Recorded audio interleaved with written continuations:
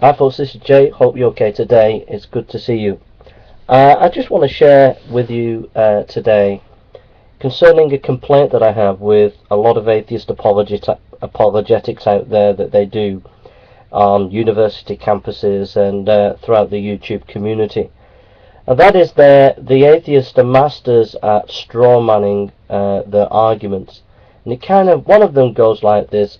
They compare Christian arguments for God kind of like the idea of a flying spaghetti monster.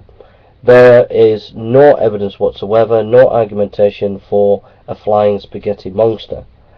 And, you know, you can try and defend there is a flying spaghetti monster, but you're just not going to get anywhere.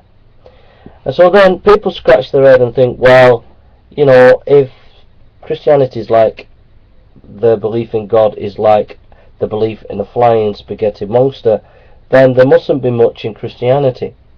But what the atheists have done is a kind of straw manning of the argument there, because this idea that that Christianity's belief in God is like a flying spaghetti, believing in a flying spaghetti monster, is just completely not true.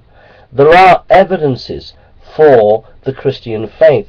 Now, one can disagree as to the validity, as to the power of the evidence concerning the Christian faith, but there is evidence, whereas there is no evidence whatsoever for a flying spaghetti monster.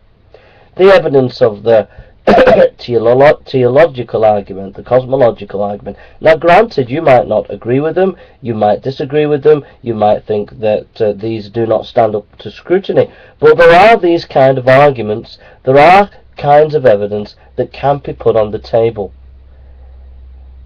But there's no evidence that could be put on the table for a flying spaghetti monster. So what the atheists have done is set up an argument there and tried to win it by default, without having really to look at it in a real intellectual and honest way.